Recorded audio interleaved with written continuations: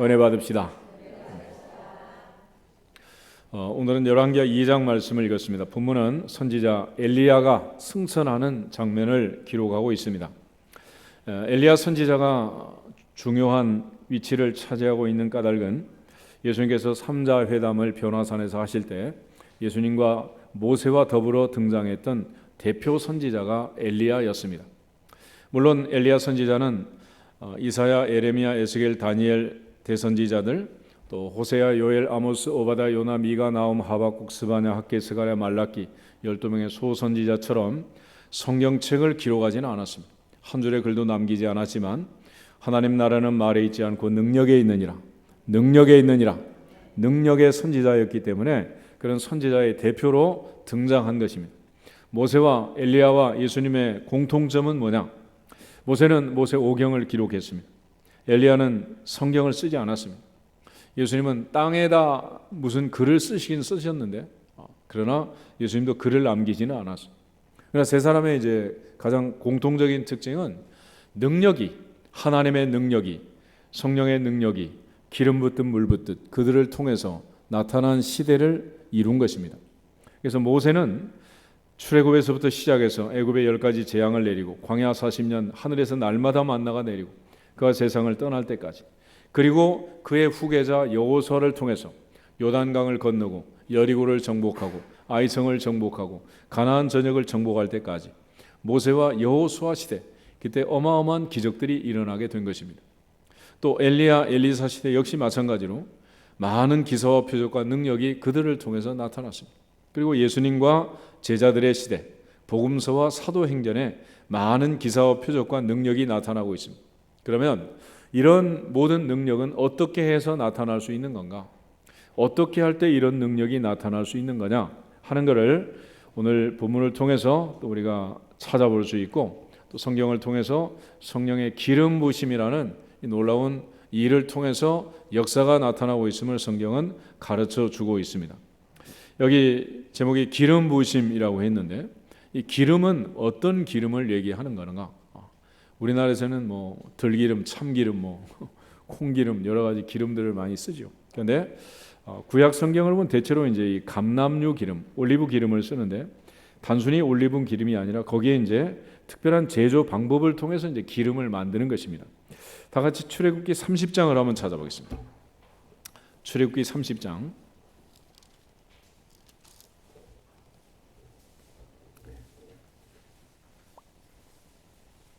22절부터 33절에 거룩한 기름에 대한 기록이 있어요. 그 중에 먼저 22절부터 25절을 보면 제조 방법이 나와 있습니다. 같이 한번 읽어보겠습니다. 여호와께서 모세에게 또 말씀하여 이르시되 너는 상등 향품을 가지되 액체 모략 500세겔과 그 반수의 향기로운 육개 250세겔과 향기로운 창포 250세겔과 계피 500세겔을 성소의 세겔로 하고 감람 기름 한 흰을 가지고 그것으로 거룩한 관유를 만들되 향을 제조하는 법대로 향기름을 만들지니 그것이 거룩한 관유가 될지라. 아멘. 그러면 24절에 감람 기름 한 흰 그랬습니다. 그러니까 기름 한 말에다가 앞에 있는 액체 모략 500세겔, 향기로운 육개 250세겔, 향기로운 창포 250세겔, 계피 500세겔을 섞어가지고 거룩한 관유, 향기름을 만들어라 그랬습니다. 그러니까 이렇게 만든 기름을 갖다가 이제 붓는 겁니다. 그런데 이 기름의 용도는 두 가지예요. 하나는 성전 안에 있는 성물들, 성구들에 부었고, 또 하나는 아론과 그의 아들들 제사장들에게 부었습니다. 먼저 26절부터 29절을 같이 한번 더 보겠습니다. 너는 그것을 회막과 증거궤에 바르고 상과 그 모든 기구이며 등잔대와 그 기구이며 분향단과 및 번제단과 그 모든 기구와 물두멍과 그 받침에 발라 그것들을 지극히 거룩한 것으로 구별하라. 이것에 접촉하는 것은 모두 거룩하리라. 아멘. 그래서 성전에 있는 모든 것들에 기름을 바르고 그것을 만지는 사람도 만지는 것들도 다 어떻게 된다? 거룩하게 된다. 그러니까 그때마다 기름을 바르는 게 아니고 이제 한번 기름을 바르면 그 다음에는 기름 바른 그것을 통해서 접촉하는 모든 자들이 거룩하게 된다. 이런 말씀을 주시는 거예요. 그리고 이제 30절부터 33절에는 아론과 그 아들들 제사장들에게 이제 기름을 붓도록 했습니다. 다시 한번 더 보겠습니다. 너는 아론과 그의 아들들에게 기름을 발라 그들을 거룩하게 하고 그들이 내게 제사장 직분을 행하게 하고 이스라엘 자손에게 말하기를 이르기를 이것은 너희 대대로 내게 거룩한 관윤이 사람의 몸에 붙지 말며 이 방법대로 이 같은 것을 만들지 말라. 이는 거룩하니 너희는 거룩히 여기라. 이와 같은 것을 만드는 모든 자와 이것을 타인에게 붓는 모든 자는 그 백성 중에서 끊어지리라 하라. 아멘. 그래서 이 관유를 향기름을 만드는 방법을 알려주고 이렇게 만드는 것은 한 번으로 족하고 그리고 성구에 있는 모든 것들에 붓고 아론과 제사장들에게 붓고 그리고 나서 더 이상 이것을 만들거나 집에서 이렇게 만들거나 보관하거나 이런 걸 만들어서 사용하면 안 된다라고 말씀을 하세요. 그러니까 하나님께서 제사장들에게 기름을 붓고 그들을 통해서 또 하나님의 역사가 흘러가도록 그렇게 한 것입니다. 그래서 모세가 이제 이 방법으로 해서 모든 것을 만들고 나서 레위기에 가면 이제 제사장의 위임식을 거행하게 됩니다. 레위기 8장을 한번 더 보겠습니다. 레위기 8장.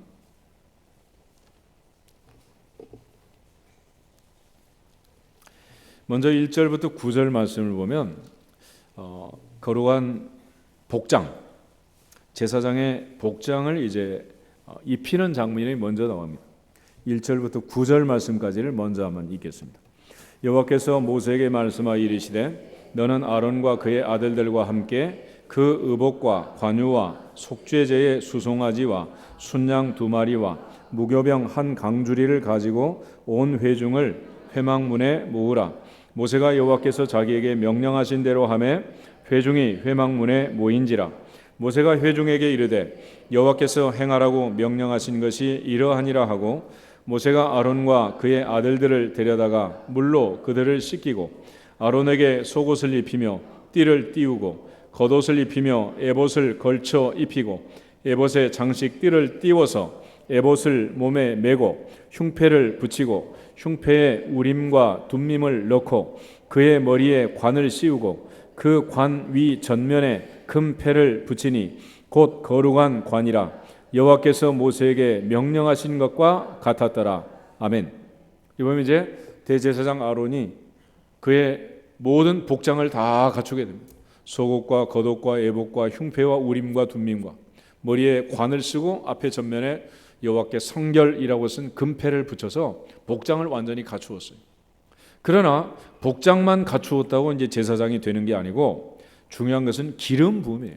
10절부터 13절을 다시 더 보겠습니다.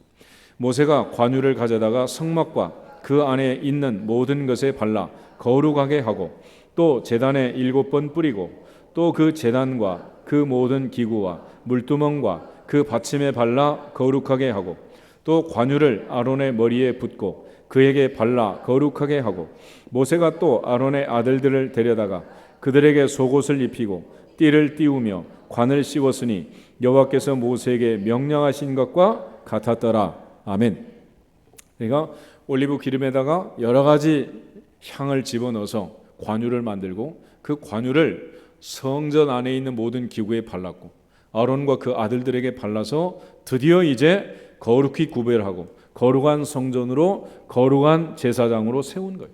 그리고 나머지는 제사장이 이스라엘 백성들을 축복하도록. 그래서 하나님께서 이 제사장을 세우고 그 제사장들로 하여금 복을 빌어서 복이 넘어가도록 그런 순서를 밟는. 그러니까 누구든지 이런 관유를 만들어가지고 내 머리에 부으면 내가 거룩하게 되는 게 아니고 하나님이 정한 질서를 따라서 성전 안에 있는 것들에 바르고 제사장과 그 아들들에게 바르고 그렇게 하라. 그러니까 이걸 가져가서 집에서 또는 만들어서 자기 집에 있는 것들에 바르고 남편도 바르고 아내도 바르고 오일 마사지 하듯이 그렇게 하지 말라는 거예요. 그렇게 해서 되는 일이 아니다. 그러니까 하나님 앞에 거룩하게 구별한 것들은 거룩하게 쓰임 받을 수 있도록 기름 부음을 주신 거예요. 그러니까 여기서 말하는 것은 단순히 기름을 부은 것 같지만 하나님이 나사렛 예수에게 성령과 능력을 기름 붓듯 하셨음에 라는 말씀처럼 기름 부을 때 뭐가 온다는 거요? 성령과 능력이 임하느니라. 성령과 능력이 임하느니라. 그렇게 해서 하는 거예요. 그러니까 하나님의 성전 안에 있는 것들은 다 거룩하다. 거룩하다. 그래서 여기 있는 물건들이 뭐 밖에 있는 물건과 뭐가 다르겠어요. 그렇지만 거룩하게 구별해서 거룩하게 드려진 것들은 거룩하게 사용을 해라. 그런 뜻이에요.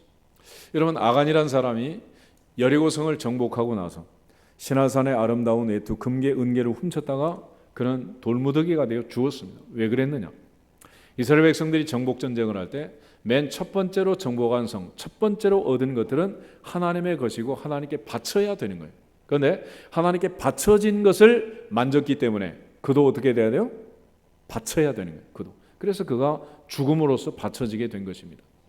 그래서 하나님 앞에 바쳐진 것들, 이것들은 거룩하고 그것을 만지는 자도 거룩하게 된다. 또 제사장이 성전 안에서 제물을 먹었습니다. 왜 그랬느냐?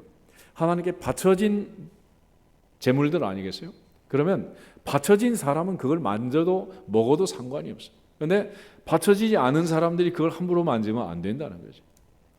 그러니까 하나님께 바쳐진 것은 하나님께 온전히 구별하여 쓰고 그 용도로만 사용해야 하느니라. 이게 이제 하나님이 정한 원리가 그런 거예요. 여기 컵이 있는데 여기 놔두면 자꾸 이뻐 보이는가 봐. 그지? 안 이쁜 여자도 성가대 가운을 입혀놓고 앉혀놓으면 이뻐 보여. 그렇지? 다 그렇습니다. 이걸 자꾸 가져가는가 봐. 가져가지 마세요. 이거 얼마 하지 않습니다. 교회 남은 거 뭐 참기름, 고춧가루 이건 가져가는 거 아니야. 그거.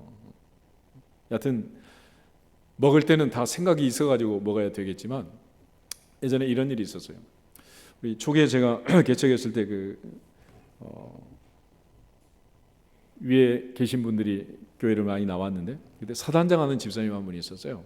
그래서 이제 1월 초에 이제 그 부관들이 전부 이제 인사를 오니까 관사가 축복을 해가지고 교회에 있는 군목 목사님한테 전화를 해가지고 여기 사정이 이렇게 됐으니까 교회에 있는 그 난로를 좀 가져올 수가 없느냐 그랬어요. 여러분이 목사님이 뭐 어떻게 말했겠어? 어떻게 해야 돼? 어떻게 해야 되겠어요? 별이 얘기하는데 육군 대위가 안 돼요 그랬어. 하나님께 바쳐진 것은 안 됩니다 그랬다. 안 된다는데 어떻게? 이분이 또 이제 교회를 안 다녔으면 혼을 낼 수도 있겠지만 추운 속에서 이제 행사를 하고 나중에 이제 나한테 얘기를 하더라고. 섭섭했다고. 그렇지만 섭섭한 건 섭섭한 거고 하나님께 바쳐진 거는 사단장이라도 개인적으로 쓰면 된다 안 된다? 그건 안 되는 거예요. 어차피 목사님은 바쳐진 사람이니까 마셔도 되는 거야. 근데 보니까 애들 보는 데는 찬물도 못 먹는다고 또 갖다 놓고 물 마시고 예배 드리는 사람 많더라고. 여하튼 어쨌거나 원리가 그런 원리가 하나님께 바쳐진 거는 바쳐진 거지. 그는 내가 다른 용도로 갖다 쓰는 게 아니라. 그래서 거룩하게 구별했다. 근데 그 구별하는 행위 자체에 어떤 의식을 했어요? 기름 부심을 준 기름 부심. 그래서 그 기름 부심을 통해서 구별하고 기름 부음을 통해서 만지지 못하도록 접근하지 못하도록 그리고 제사장들이 그 안에서 일을 하도록 그렇게 한 거예요. 그래서 이제 이 제사장들로 하여금 이스라엘 백성들을 축복하게 한 겁니다. 민수기 6장을 한번 찾아보겠습니다. 민수기 6장 22절부터 27절에 있는 말씀.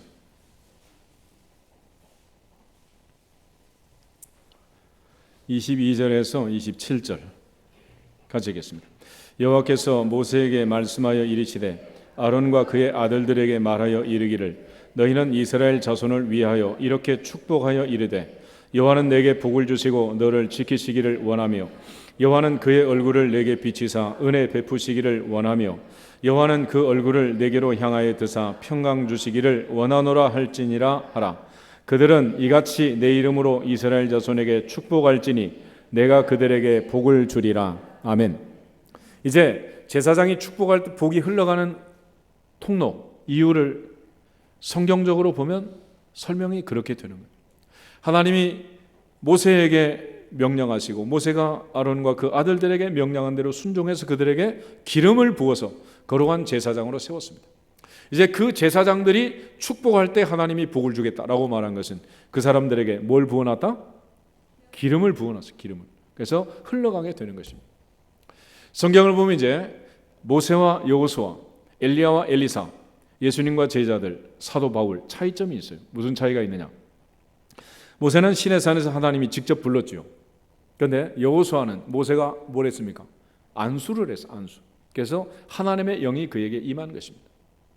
엘리야는 디셉 사람 엘리야는 하나님이 어느 날 갑자기 불러서 그리 시내가에서 훈련을 시키고 사르밧 과부 집에서 훈련을 시키고 갈멜산 제단에 불로서 응답하신 아합과 이세벨의 보호자 앞에서 하나님의 놀라운 기적과 표적을 보여주는 능력의 통로로 하나님이 직접 부르신 거예요. 그런데 오늘 엘리사는 엘리야의 겉옷을 받고 그 겉옷을 가지고 역사하게 되는 엘리야의 능력에 갑절이 엘리사에게 임함으로 엘리사가 하나님의 능력을 행하는 그런 루트를 밟아요. 예수님은 사도행전 10장 38절 말씀처럼 하나님이 나사렛 예수에게 성령과 능력을 기름 붓듯 부었다. 그래서 주님은 그 많은 사역을 했습니다. 그런데 그 주님께서 제자들에게 말할 때 예루살렘을 떠나지 말고 아버지의 약속하신 것을 기다려라. 너희는 몇 날이 못되어 성령으로 세례를 받으리라. 오직 성령이 너희에게 마시면 너희가 권능을 받고 예루살렘과 온 유대와 사마리아와 땅 끝까지 이르러 내 증인이 되리라. 그래서 하나님의 보좌로부터 예수님의 이름으로 부으신 성령의 임재로 12사도와 120명의 성도들이 기름 부음을 받은 거예요. 그 중에 또 베드로와 요한의 차이점이 있습니다. 베드로는 예수님의 약속을 붙들고 기도해서 오로지 기도에 전무함으로 오순절에 성령을 받았지요. 근데 바울은 다메섹 도상에서 붙들려 가지고 아나니아 선지자의 안수 기도를 통해서 성령의 기름 부심을 받았습니다. 그래서 베드로는 늘 하나님 앞에 담대하게 은과 금은 내게 없거니와 내게 있는 것으로 내게 주노니 곧 나사렛 예수 그리스도의 이름으로 일어나 걸어라. 예수 이름으로 말하지 마라 그랬대. 우리가 하나님 앞에서 너희 말 듣는 것과 하나님의 말씀을 듣는 것 어느 게 옳은가 판단하라. 우리는 보고 들은 것을 말하지 아니할 수 없느니라. 그래서 베드로는 담대했어요. 그런데 바울은 늘 힘들고 어려울 때마다 나를 위해서 기도해 달라 그런 부탁을 합니다. 그러니까 우리가 이제 은혜 받는 통로가 여러 가지인데 하나님 앞에 직접적인 놀라운 역사로 은혜를 체험할 수도 있고 말씀을 통로로 체험할 수도 있고 기도하면서 체험할 수도 있고 어느 산에 가서 기도하다가 은혜를 받을 수도 있고 어느 기도원 가서 은혜 받을 수도 있고 그래서 어떤 분은 늘 은혜 받는 자리가 기도원이어가지고 자기가 힘들면 그 기도원을 찾아간다 그러더라고요. 여튼 하나님이 주신 은혜가 먼저는 위로부터 부으시는 은혜가 있고 그 다음은 그 사람을 통해서 다른 사람에게 흘러가도록 하는 거예요. 그래서 예수님이 하신 말씀 중에 그런 말씀이 있죠. 너희가 거저 받았으니 거저 주어라. 할렐루야. 우리가 받는 자의 사명은 뭐냐? 주는 것입니다. 받는 자의 사명은 뭐다? 주는 것이다. 왜 받는다? 주기 위해서 받는 거예요. 주기 위해서.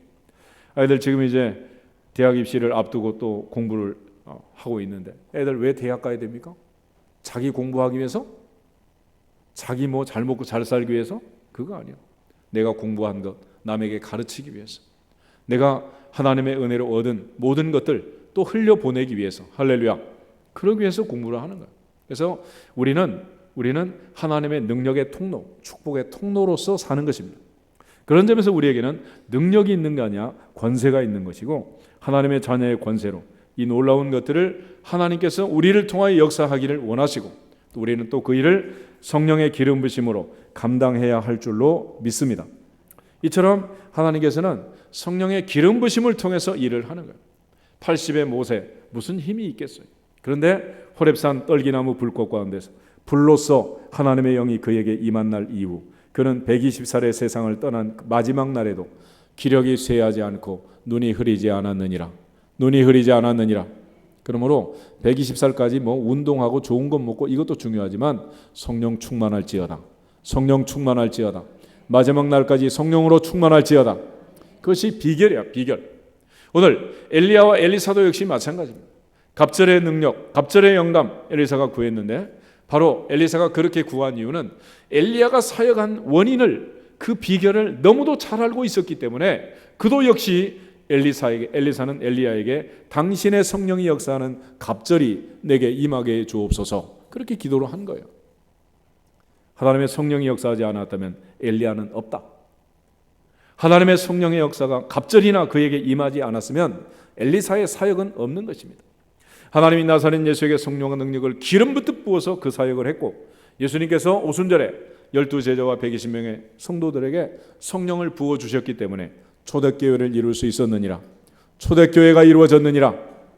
만약 교회 안에 성령의 역사가 떠나고 성령이 역사하지 않고 성령의 역사와 관계없이 우리끼리 모인다면 교회와 다른 집단이 뭐가 다르겠습니까?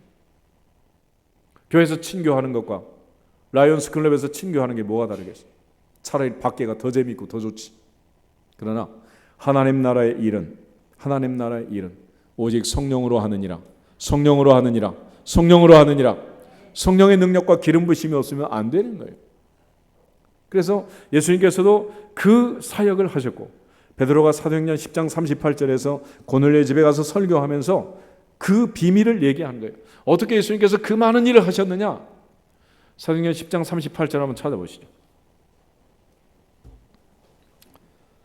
신약성경 205페이지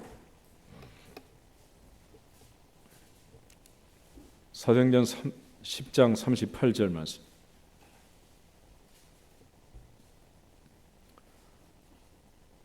같이 읽겠습니다.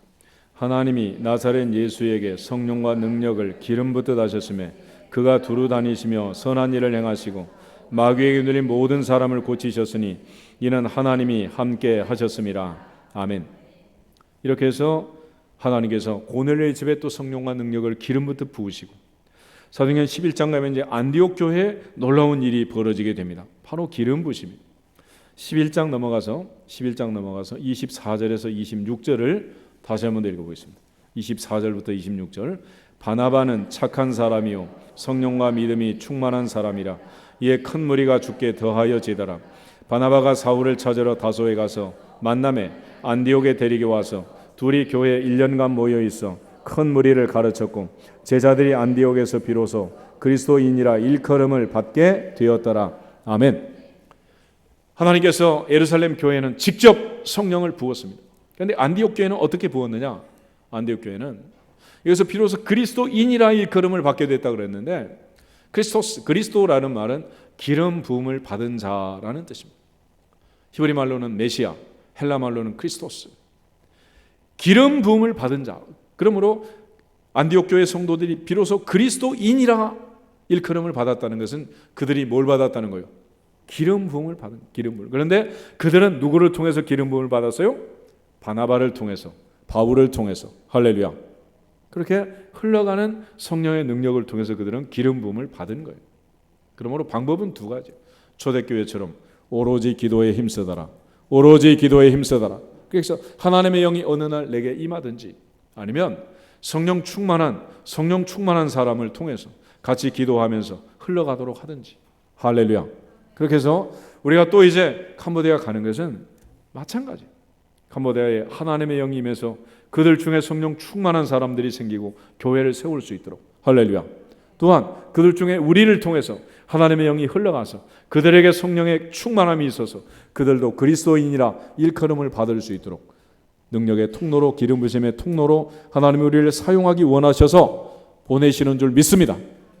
이처럼 하나님의 역사가 나타나는 과정은 하나님께서 모세나 엘리야나 예수님이나 직접 붙는 경우도 있고, 또 모세가 여호수아에게 안수하고 엘리야가 엘리사에게, 예수님이 사도들에게, 또 베드로가 요한이 사마리아 교회에, 또 아나니아 선지자가 사도 바울에게 안수했던 것처럼 그런 루트를 통해서 가기도 하는 거예요. 오늘 하나님의 은혜 속에서 어떤 방법이든지 중요한 것은 성령으로 충만하게 되는 것입니다. 이 성령 충만이란, 기름 부심이란 어떤 의미냐 그러면은, 보통은 우리가 힘쓰고 애쓰고 노력하면 잘할 수 있습니다. 예를 들어 찬양하는 거. 아침부터 나와서 수고하고 애쓰고 노력해서 찬양을 하는 거. 그런데 더 잘하는 방법은 하나님의 은혜로 찬양의 영이 임해서 천군 천사도 찬송을 하고 들의 목동들도 찬송을 하고. 할렐루야. 연습해서 하는 거예요? 은혜로 하는 거예요? 은혜로 하는 거예요. 그런데 차이점이 있습니다. 연습하고 힘쓰고 애쓰고 노력해서 하는 것은 한 달 전에 한 찬송 다시 해봐라 그러면 해 못해? 또 맞춰봐야지. 못해. 안 되는 거예요. 그런데 하나님의 은혜로 하는 거는 그때도 지금도 할 수 있다 없다? 할 수 있는 거예요. 할 수 있어요. 그래서 여러분들이 학교 다니면서 그렇게 전교 1등을 하셨겠지만 지금 문제 풀려면 풀어요, 못 풀어요? 그거 왜 그러냐? 은혜로 한 게 아니고 은사로 한 게 아니고 노력해서 했기 때문에 못하는 거예요. 그러니까 아무리 피아노 잘 친 사람도 피아노 논 지 3년 됐습니다. 그러면 치라 그러면 치겠어요? 못 쳐요. 안 되는 거예요. 그러니까 하나님의 능력, 하나님의 임재라는 것은 힘쓰고 애쓰고 노력한 게 아니라 하나님이 무조건적으로 불가항력적으로 부으시는 은혜로, 위로부터 부으시는 은혜로 역사가 나타나느니라. 할렐루야. 그게 바로 능력이라는 거예요. 80의 노인이 모세가 무슨 능력이 있겠어요? 100살의 아브라함이 무슨 능력이 있어서 애를 낳겠습니까? 그러니까 하나님이 문을 여셔서, 하나님이 기름 붓듯 물 붓듯 성령과 능력을 부으셔서 역사가 나타나느니라. 오늘 예수님께서는 제자들에게 그 말씀을 하시는 거예요. 갈릴리의 어부들에게 언제 공부시켜가지고, 언제 석사 박사 따가지고, 언제 논문 써가지고, 언제 교수 임명해가지고 어느 세월에 일을 하겠어요? 열흘 만에 성령을 부어서 성령의 능력과 기름 부심으로 초대교회를 이룬 줄 믿습니다. 그것이 하나님의 방법이란 말이에요. 오늘 우리가 전부 다 세상적으로 IQ가 140, 150 전부 다 뛰어난 사람만 교회를 다니고 그런 사람만 예수를 믿을 수 있다면 세상을 어떻게 구원할 수가 있겠어요? 전 세계 인구의 거의 반은 문맹이라 그래요. 문맹. 글을 몰라요. 글을 몰라. 그들에게 성경 읽고 찾고 언제 우리처럼 이렇게 좋은 환경에서 할 수가 있겠어요? 불가능한 일이죠. 그렇지만 하나님의 영은 어부를 통해서 나타나느니라. 목동을 통해서도 나타나느니라. 농사꾼을 통해서도 나타나느니라. 노인을 통해서 나타나느니라. 왕을 통해서도 나타나느니라. 부자를 통해서도 나타나느니라. 가난한 자를 통해서도 역사하느니라. 하나님이 부르시고 세우시면 누구든지 이 놀라운 역사를 경험할 수 있게 되는 것입니다. 그래서 엘리사는 12결의 소를 가지고 농사를 짓다 엘리야의 부름을 받았어요. 그리고 엘리야사가 엘리야를 따라다녔어요. 따라다니면서 보니까 엘리야라는 선지자가 일을 하는데 그 일은 다른 게 아니고 하나님의 성령이 역사하는 일이었다는 것을 깨달은 거예요. 그래서 하나님의 성령이 당신의 성령이 하시는 역사가 갑절이나 내게 있게 하소서. 할렐루야. 그렇게 구한 거예요. 그리고 이 성령의 능력이 그에게 나타난 증거가 뭐냐? 겉옷을 떨어뜨려 주고 갔고 그 겉옷을 가지고 요단강을 갈랐습니다. 우리가 이제 하나님의 능력이 우리에게 입히울 때까지 기다려라. 예수님 그렇게 말씀하셨는데 그것은 바로 엘리야의 겉옷을 엘리사가 입은 것처럼 우리가 옷을 바꿔 입는 거예요. 그래서 어둠의 를 벗고 빛의 갑옷을 입을지어다. 옛사람을 벗어버리고 새사람을 입을지어다. 그렇게 옷을 벗고 새 옷을 입는 거예요. 능력의 옷을 입는 것입니다. 그 갑옷을 입고 하나님의 은혜와 역사가 나타나게 되는 거예요. 그래서 여리고에 있던 많은 선지자의 제자들이 그 요단강이 갈라지는 것을 보고 엘리야의 성령이 하시는 역사가 엘리사 위에 머물렀다. 그래서 엘리야의 성령의 역사가 엘리사 위에 머물렀다. 위에라는 말이 굉장히 중요한 말입니다. 왜냐하면 사도 베드로 같은 경우 주여 나를 떠나소서 나는 죄인입니다. 고백했습니까? 안 했습니까? 다 했어요. 베드로 안에 성령이 있고 베드로와 함께 성령이 있어요. 그런데 오순절에 무슨 성령을 또 받느냐? 위로부터 부으시는 성령을 받는 위로부터 능력이 입히울 때까지. 그래서 위로부터 부으시는 성령을 체험하는. 그래서 빌립이 사마리아에 가서 복음을 전한 것을 보고 베드로와 요한이 내려가서 보니까 아직 한 사람도 성령 받은 일이 없었다. 성령이 임하도록 그들이 기도했고 그곳에 성령이 임했어요. 오늘 하나님의 영이 임하시고 하나님의 능력이 나타나서 능력 있는 사역자들로 우리 모두가 쓰임받기를 주의 이름으로 축복합니다. 이것이 성경이 계속해서 강조하고 끝까지 강조하는 내용이에요. 그러므로 우리가 성령 충만하면 우리를 통하여 세계 복음화 이루어지게 될 줄로 믿습니다. 우리가 성령이 충만하면 우리를 통하여 어떤 일이든지 하나님이 하고자 하는 일을 능히 우리를 통하여 역사하실 줄로 믿습니다. 단지 문제는 뭐냐? 성령이 충만하지 않아서 못하는 거예요. 너희는 가서 모든 족속으로 제자를 삼아 아버지 아들과 성령의 이름으로 세례를 주고 내가 너희에게 분부한 모든 것을 가르쳐 지키게 하라. 볼지어다 내가 세상 끝날까지 너희와 항상 함께 있으리라. 주님 말씀하셨지만 빨리 가라 그러지 않았어요. 기다려라. 약속하신 것을 기다려라.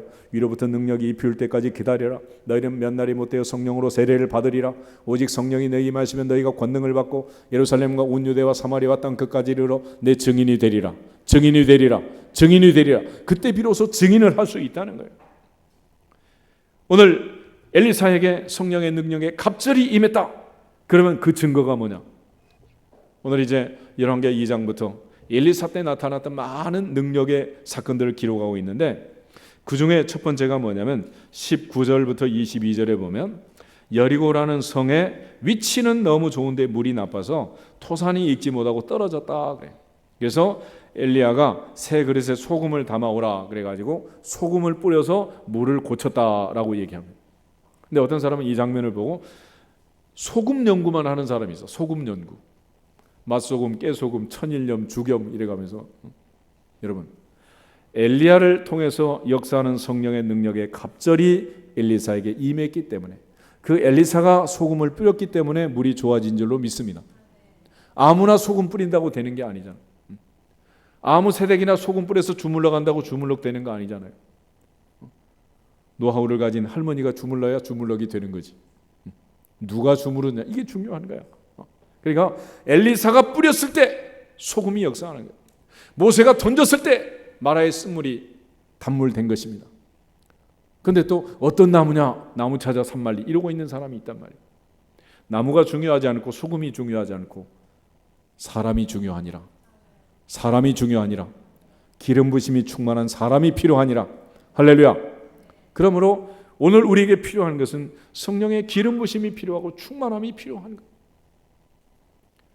솔로몬이 고백할 때 그렇게 고백합니다. 여호와께서 집을 세우지 아니하시면 세우는 자의 수고가 헛되고 여호와께서 성을 지키지 아니하시면 파수꾼의 경성함이 허사로다. 너희가 아침에 일찍 일어나고 저녁에 늦게 눕고 수고의 떡을 먹음이 헛되도다. 힘쓰고 애쓰고 노력해서 잘할 수 있는 일 같으면 우리가 기도는 왜 하겠습니까? 아이들 성적이 오직 공부만 해가지고 과외만 받아가지고 올라간다면 그렇게 해야죠.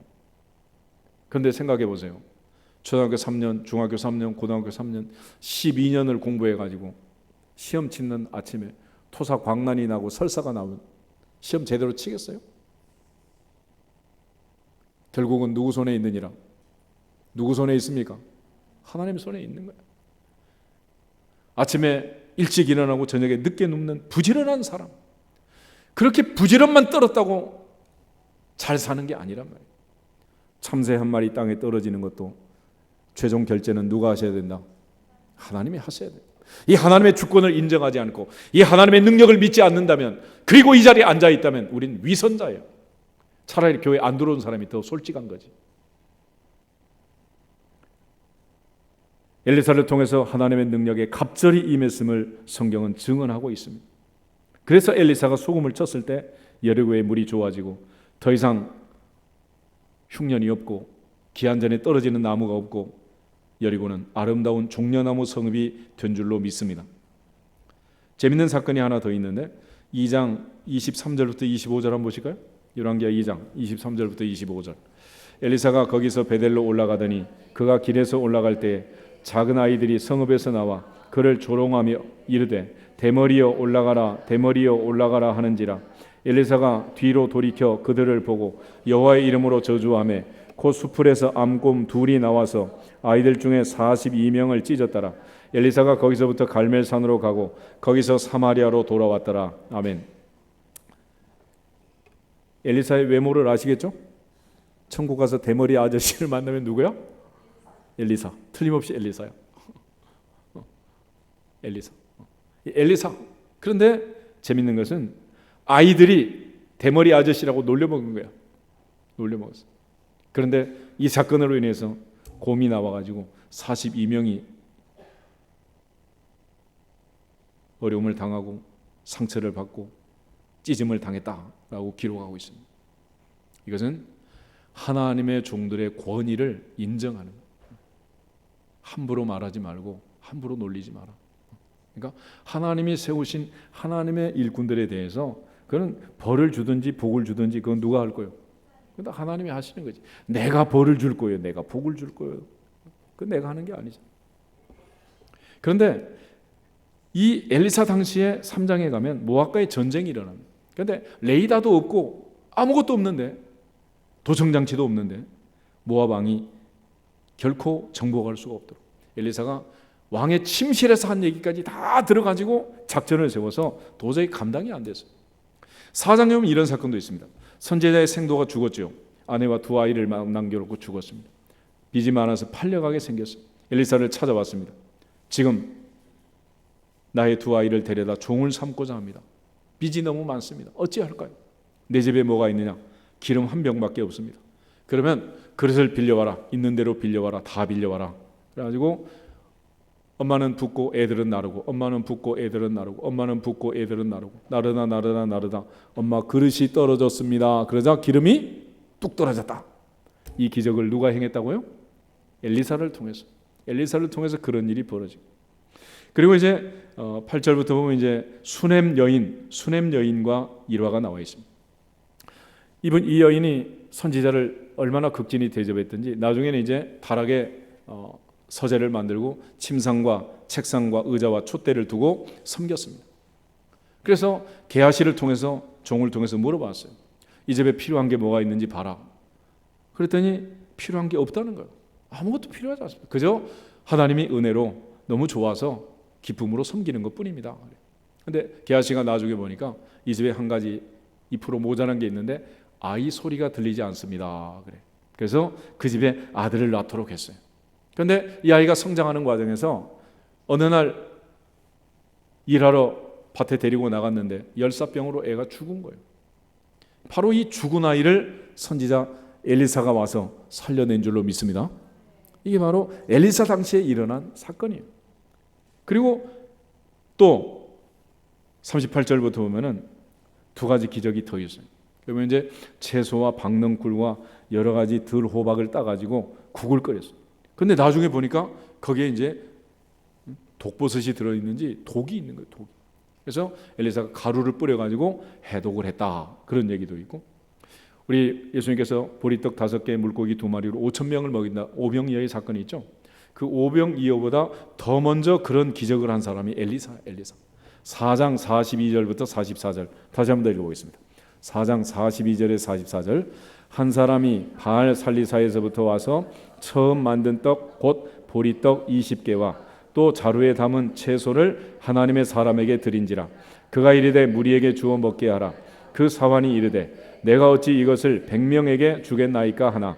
엘리사는 또 이르되 무리에게 주어 먹게 하라. 여호와의 말씀이 그들이 먹고 남으리라 하셨느니라. 그가 그들 앞에서 주었더니 여호와께서 말씀하신 대로 먹고 남았더라. 아멘. 보리떡 20개 가지고 몇 명이 먹었다고? 100명이 먹었다. 100명. 그러니까 오병이어의 원형이 되는 사건이 바로 여기 있어요. 그리고 5장에 가면 그 유명한 아람의 군대 장관 나병 환자 나만을 고친 사건이 5장에 기록이 되어 있고, 이처럼 기적 같은 얘기들이 얼마든지 있어요. 6장에 가면 이제 당시에 선지자의 생도들이 집이 없어가지고 나무를 해다가 집을 지으려고 도끼를 빌려갔는데 도끼가 연못에 빠진 거야. 이거 변상할 수도 없고 만들어낼 수도 없고 사줄 수도 없고 얼마나 큰 일이에요. 그런데 엘리사가 나뭇가지를 베어서 물에 던지자 쇠도끼가 떠올랐다. 할렐루야. 기적 같은 얘기. 이거 전부 다 엘리사를 통해서요.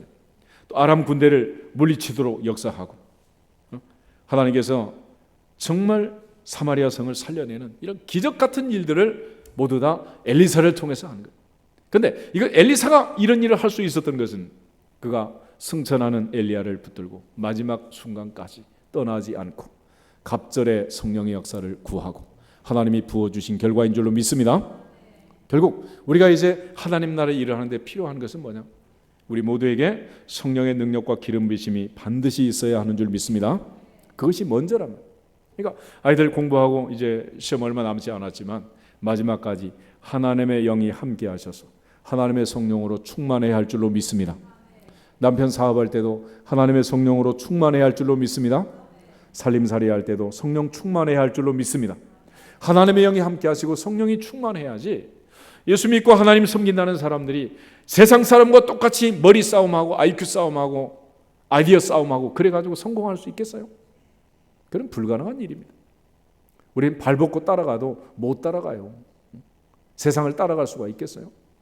그렇지만 하나님께서 성경을 보면 쓸모없는 사람들, 80의 노인, 100살의 할아버지, 갈릴리 바다의 어부들, 세관에 앉아서 욕망 먹는 세리, 이들을 통해서 다 역사하신 거예요. 뭘 부어가지고?